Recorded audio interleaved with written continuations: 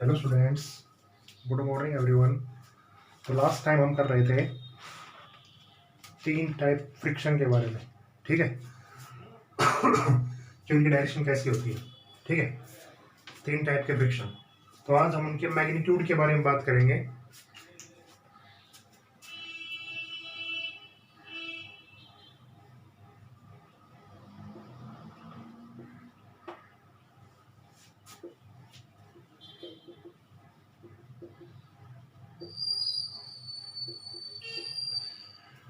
Magnitude of friction force.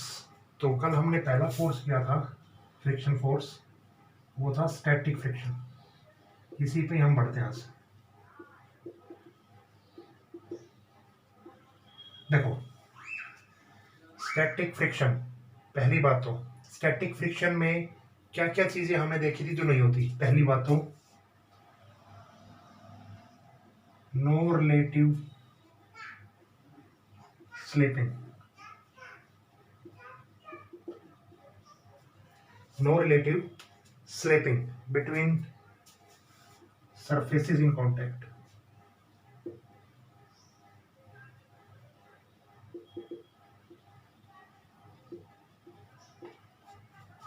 ठीक है, कोई रिलेटिव मोशन नहीं होता था। रिलेटिव मोशन का मतलब कि कोई बॉडी चलती नहीं थी, ठीक है। समझ गए इस बात को। पहले केस में क्या था कि वो बॉडी रेस्ट पे थी। दूसरी बात, इट इज ए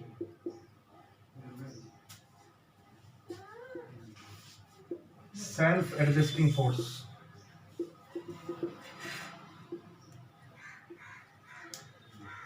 क्या चीज थी दूसरी कि ये कैसा फोर्स है, सेल्फ एडजस्टिंग। सेल्फ एडजस्टिंग का मतलब क्या है कि जितना आप अप्लाइड फोर्स लगा रहे हैं, ठीक है, उतना ही अपने आप एक फ्रिक्शन फोर्स काम कर रहा था, जिससे बॉडी किस पे नहीं आ रही थी, मोशन में नहीं आ रही थी। समझ गए ये चीज। तो एक सेल्फ एडजस्टिंग फोर्स है जो अपने आप आता है, ठीक है, हमें पता भी नहीं चलता। जैसे हम किसी अलमारी को धक्का लगाएं, ठीक है, तो धक्का लगाना बहुत मुश्किल काम है, पुश करना उसको बहुत मुश्किल काम है। क्यों?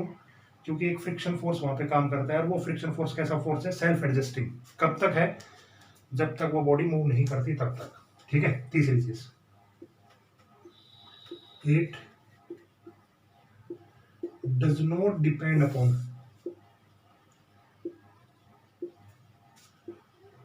नॉर्मल रिएक्शन एंड वेट, ठीक है।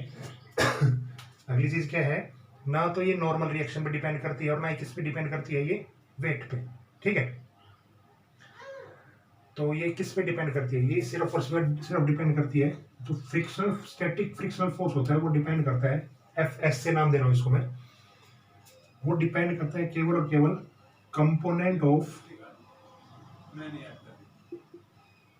कंपोनेंट ऑफ पैरेलल फोर्सेस, ठीक है, विथ कॉन्टैक्ट, विद कॉन्टैक्ट। किस तरह, देखिए, देखो मान लेते हैं ये कोई एम ब्लॉक का मास है, ठीक है, ये इसका नॉर्मल रिएक्शन है और ये इसका क्या है, वेट। एक फोर्स यहां से लगा रहे हैं हम F1, एक फोर्स हम यहां से लगा रहे हैं F2, ठीक है, विद एंगल, उस एंगल पे थीटा पे। तो अगर मैं यहां से स्टैटिक फ्रिक्शन देखना चाहूँ तो स्टैटिक फ्रिक्शन कितना हो, देखिए आप। अभी मैंने बताया था नॉर्मल रिएक्शन और वेट से इसका कोई लेना देना नहीं है, सिर्फ और सिर्फ कॉन्टैक्ट के जो पैरेलल में फोर्स लगेंगे उससे इसका लेना देना है। तो यहाँ पे देखो, कॉन्टैक्ट से पैरेलल में कौन कौन से फोर्स, एक F1 है और एक F2 है, लेकिन F2 की कंपोनेंट आपका यहाँ से ब्रेक करेंगे तो यहाँ से क्या आएगा, F2 cos थीटा, और ऊपर वाला क्या आ जाएगा, F2 sin थीटा। इसका मतलब साइन थीटा वाला कंपोनेंट इसके लिए यूजेबल नहीं है। कौन सा कंपोनेंट इसके लिए यूजेबल है, पैरेलल में कौन सा है, F2 cos theta.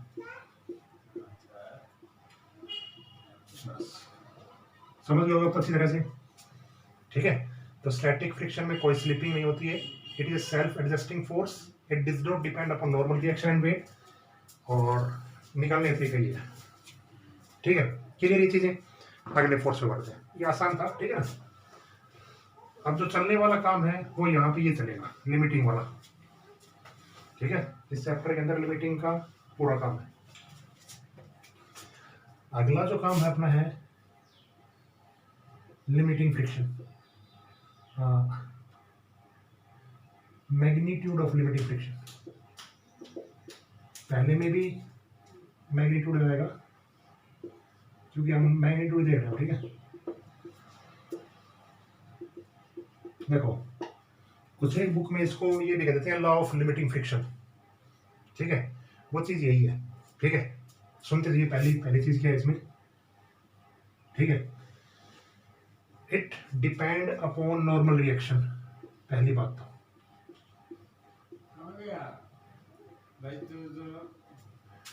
It depend upon normal reaction. ठीक है, क्या मतलब इसका?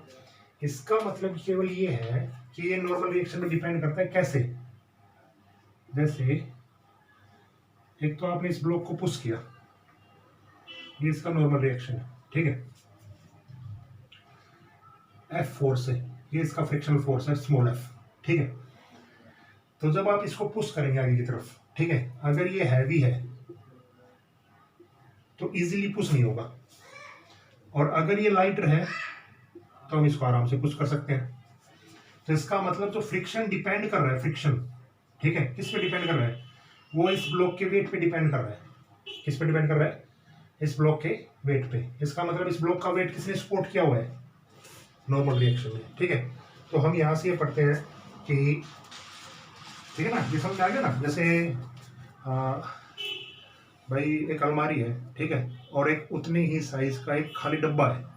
किसको पुश करने में आसानी होगी? खाली डब्बे को, लेकिन एरिया उतना ही है, फिर भी उसको आसानी होगी ना। तो इसका मतलब क्या है कि लिमिटिंग फ्रिक्शन का जो फोर्स होता है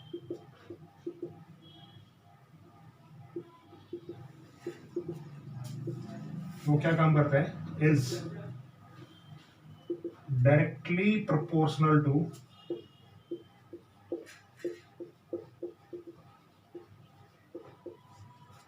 normal reaction. Directly proportional to normal reaction मतलब क्या है इसका? देखो, limiting F L is directly proportional to N. ठीक है, फोर्स ऑफ लिमिटिंग फ्रिक्शन और डायरेक्टली प्रोपोर्शनल टू क्या हो गया? एन। ठीक है, इस प्रोपोर्शनल के सिंबल को अगर मैं हटाता हूं तो एक कांस्टेंट लगाता हूं म्यू एन, और यहां पे लगाऊंगा म्यू एस। ठीक है, ये सिंबल काफी जगह यूज होता नहीं है, खाली आपको म्यू मिलेगा, लेकिन आपको म्यू एस यूज करना है। म्यू एस का मतलब क्या है? Coefficient of static friction. Coefficient of static friction. क्यों? क्योंकि लिमिटिंग फ्रिक्शन कब आता है? जब स्टैटिक फ्रिक्शन खत्म होने को होता है। ठीक है, तो इसलिए हम म्यू एस को क्या लेते हैं? कोफिशिएंट ऑफ स्टैटिक फ्रिक्शन, ताकि ये खत्म हो उसके बाद लिमिटिंग फ्रिक्शन आता है। इसी में यहाँ पे लिमिटिंग फ्रिक्शन। ठीक है, तो यहाँ पे म्यू एल ले लेना। एल होता ही नहीं है कोई चीज। ठीक है, या तो एस होगा या काइनेटिक होगा, पूरा डायनेमिक होगा। तो यहाँ पे क्या आएगा? एस। क्लियर ये चीजें यहाँ तक? ठीक है, इस कोफिशिएंट ऑफ स्टैटिक फ्रिक्शन को अगर मैं डिफाइन करूं तो किस तरह डिफाइन करोगे आप? रेशियो ऑफ, इसी में लिख लेना आप धीरे धीरे सारी चीजें। ठीक है, बुक में शायद आपको अलग टॉपिक मिल सकता है, लेकिन आप यहीं पे डिफाइन कर लेना पहले नाम ही। ठीक है, ratio of force of limiting friction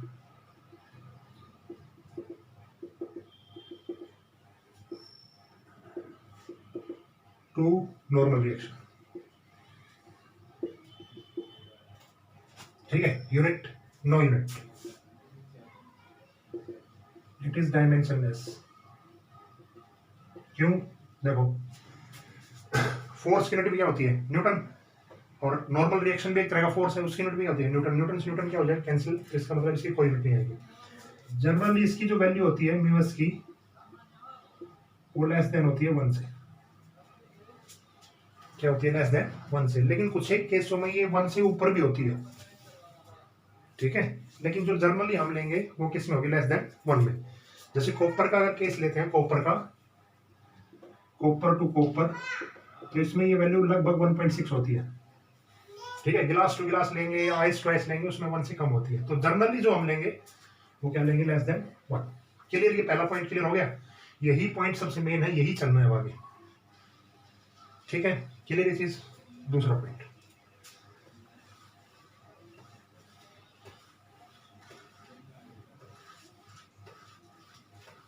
दूसरा पॉइंट है इसमें relative slipping just begin to start.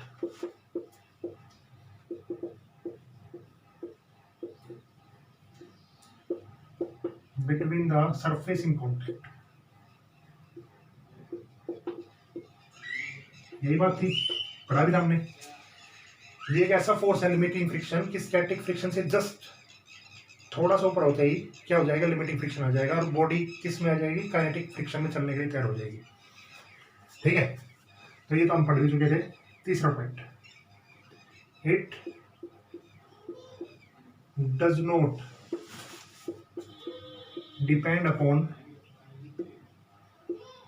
Area of contact. ठीक है, एरिया ऑफ कॉन्टैक्ट पे भी ये डिपेंड नहीं करता। ठीक है, तो पहले क्या था, एक ओल्ड थ्योरी थी फ्रिक्शन की कि हर लेयर आपस में अटैच होती थी, एडहेसिव फोर्स ऐसे। ठीक है, लेकिन ये एक ओल्ड थ्योरी थी, इसको फेल कर दिया था। ठीक है, करंट थ्योरी में इसी बेसिस पे एरिया ऑफ कांटेक्ट पे इसका कोई फर्क नहीं पड़ता। ठीक है, मतलब क्या है, वो एग्जांपल मैं आपको लेके जाऊं। एक अलमारी है और एक कुछ भी है, थर्म उतने ही साइज का कोई बॉक्स है। ठीक है, हल्का बॉक्स है खाली और अलमारी भरी हुई है, तो किसको ज्यादा पुश करने में जोर लगेगा, भारी चीज को। और एरिया ऑफ कांटेक्ट दोनों का सेम है। ठीक है, तो लिमिटिंग फ्रिक्शन जो होता है ना, वो एरिया ऑफ कांटेक्ट पे डिपेंड नहीं करता, उसका नॉर्मल रिएक्शन भी डिपेंड नहीं करता। ठीक है, वेट उसका ज्यादा होता है तो हमें फोर्स ज्यादा लगाना पड़ता है। ठीक है, लेकिन एरिया ऑफ कांटेक्ट पे वो चीजें डिपेंड नहीं करती हैं। ठीक है, तो एक थर्मोकोल सीट ले लो, चाहे कैसे भी ले लो। ठीक है, तो आप ये चीज याद रखेंगे, it does not depend upon area of contact. Area of contact जितना है उस पर डिपेंड नहीं करेगा। ठीक है, सरफेस पे डिपेंड करेगा। ठीक है, मतलब किस पे डिपेंड करेगा, ये नेचर ऑफ सरफेसेस। अब अगला पॉइंट यही से आता है, अगर हम सरफेस को स्मूथ कर दे, सरफेस को हम क्या कर दे, स्मूथ कर दे, तो फ्रिक्शन क्या होगा, डिक्रीज। फ्रिक्शन क्या होगा, डिक्रीज। अगर फ्रिक्शन को हम एक्स्ट्रा स्मूथ कर दे ना, तो फ्रिक्शन इंक्रीज होता है भाई, ये ध्यान रखना आप इस चीज का। ठीक है, मतलब क्या है कि अगर आपने किसी सरफेस को स्मूथ कर दिया तो जनरल सी बात है, फ्रिक्शन क्या हो जाएगा, डिक्रीज हो जाएगा। लेकिन अगर किसी भी एक्स्ट्रा स्मूथ कर दिया सरफेस को, एक्स्ट्रा स्मूथ, ठीक है, तो वहां पे फ्रिक्शन दोबारा इंक्रीज हो जाता है। ये चीज लाइब्रेरी में हमने देखी हुई, कॉपर टू कॉपर करके। ठीक है, या एल्यूमिनियम टू एल्यूमिनियम, कोई चीजें लेके देखी हमने, तो वो चीजें आपस में चिपक जाती है, वो हटती नहीं है साथ में। ठीक है, इंक्रीज इतना इंक्रीज हो जाता है, स्मूथ इतनी हो जाती है कि वो चीज आपस में चिपक जाती है। ठीक है, तो ये पॉइंट पूछ लेते हैं काफी बार कि एक्स्ट्रा स्मूथ करने से फ्रिक्शन इंक्रीज होता है, डिक्रीज होता है। तो बच्चे जनरली ये सोचते हैं स्मूथ करने से फ्रिक्शन डिक्रीज होता है, तो फ्रिक्शन डिक्रीज ही होता होगा। फिर फ्रिक्शन क्या होता है उस केस में, इंक्रीज। चलिए ये चीजें, ठीक है, तो ये पॉइंट आपको समझ में आ गया, एरिया ऑफ कॉन्टैक्ट पे डिपेंड नहीं करता। ठीक है, फ्रिक्शन ये इसके लॉज है। ठीक है, आज का लास्ट टर्म है अभी, अच्छा, मैग्नीट्यूड ऑफ काइनेटिक फ्रिक्शन।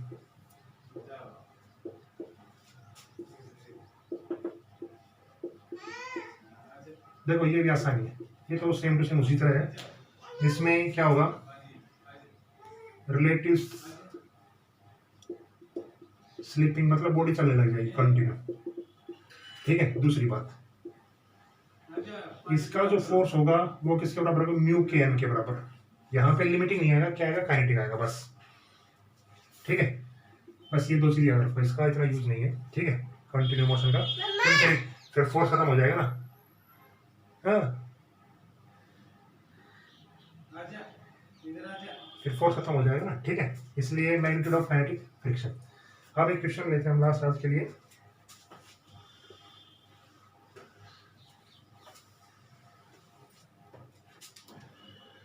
तो अपना लास्ट क्वेश्चन है वो देखिए, मैं एक क्वेश्चन ले रहा हूँ इन तीनों चीजों पे। देखिए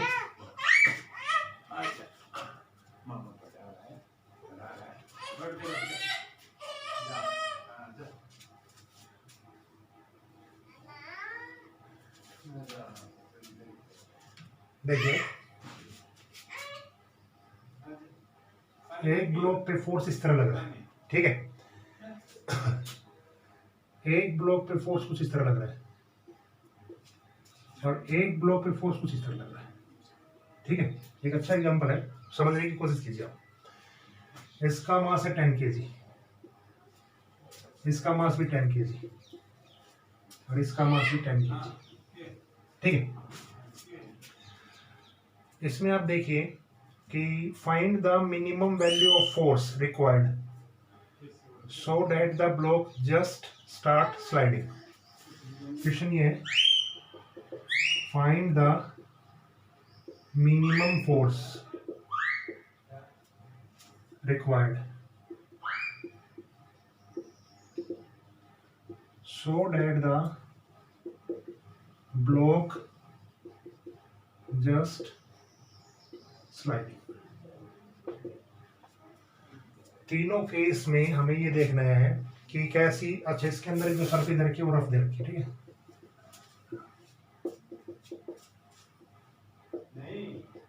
इसका फ्रिक्शन दे रखा है सभी का 0.5 स्टैटिक फ्रिक्शन, ठीक है। आपको निकालना क्या है, आपको निकालना है फोर्स, मिनिमम फोर्स। कौन तीनों ब्लॉक के अंदर कौन से फोर्स से बॉडी स्लाइड कर जाएगी, कितना फोर्स लगाना पड़ेगा। तो हमें ये बताना है कि कौन सा प्रोसेस सही है, ये प्रोसेस सही है, ये प्रोसेस सही है, या वो प्रोसेस सही है, ठीक है। अगर मैं इसको एंगल दे दूं 37 डिग्री, एंगल दे दूं 37 डिग्री, ऐसे क्या कह रही चीजें। तो एक में हम बॉडी को इस तरह पुल कर रहे हैं, एक में हम बॉडी को इस तरह एक पुश कर रहे हैं, इस तरह पुश कर रहे हैं, और उसमें पुल कर रहे हैं, खींच रहे हैं। किस में आसान काम होगा, देखो सभी का डायग्राम बनाते हैं। 10 नीचे की तरफ कितना हो गया 100, ऊपर की तरफ कितना हो गया नॉर्मल रिएक्शन 10 जी की वैल्यू 10 ली हमने 100, ठीक है। इस तरफ फोर्स और इस तरफ क्या है फ्रिक्शन फोर्स, मतलब ये फोर्स है, आप आगे लगा लो तो कैसे भी लगा लो, अपोजिट में क्या है फ्रिक्शन फोर्स, ठीक है। तो हमें स्टैटिक फोर्स हम निकालना चाहते हैं। देखिए एफ एस की वैल्यू कितनी होती है